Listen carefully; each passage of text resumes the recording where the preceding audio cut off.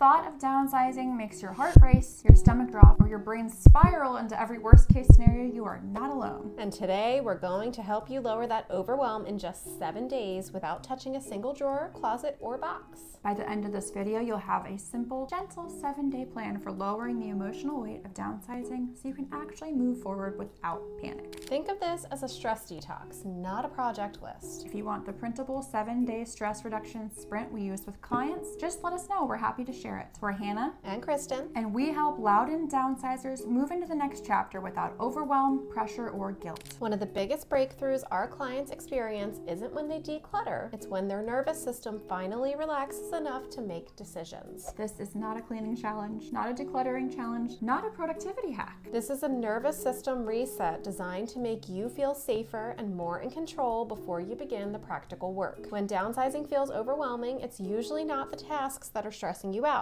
It's the fear of what the tasks represent. Fear of letting go, fear of change, fear of financial decisions, fear of messing it up, fear of losing memories. You're not stressed about clutter, you're stressed about what the clutter symbolizes. Most downsizers try to reduce stress by organizing, researching, or trying to start decluttering. But if your nervous system is in fight or flight, starting with tasks is like trying to clean your house during a hurricane. It doesn't calm you, it accelerates the spiral. Because you can't make clear decisions when your brain is overwhelmed. Your nervous system literally doesn't allow it. When something feels emotionally unsafe, your brain doesn't want solutions, it wants protection. So you freeze, you avoid, you procrastinate, and then you feel guilty about that too. You're not failing, you're overloaded. On day 1, you simply acknowledge where you are without judgment. Say out loud, downsizing feels overwhelming and that's normal. This step calms your nervous system by validating your experience. On day 3, write down the 3 things about downsizing that scare you the most. Not rooms, not items, not tasks, emotions. When you name emotions, you release emotional pressure. On day 5, ask yourself, what do I want my next chapter of life to feel like? This is not a house question, this is a life question. When you shift from what am I losing to what am I gaining, anxiety drops dramatically. On day 7, choose one tiny action that doesn't involve decluttering. For example, walk one space with fresh eyes. Write your ideal timeline. Identify one thing causing stress and write the opposite. This isn't about progress, it's about agency. You're reminding your brain, hey, we're okay, we're capable, we're in control. This works because downsizing isn't a physical project, it's an emotional transition. And emotional transitions require gentleness, structure, and safety. The 7-day sprint lowers your stress so your brain can process information and make decisions. It shifts you out of overwhelm mode and into possibility mode. If you want the printable version of the 7-day stress reduction sprint, just let us know. We love sharing tools like this because downsizing shouldn't feel like a crisis. It should feel like a supported next step.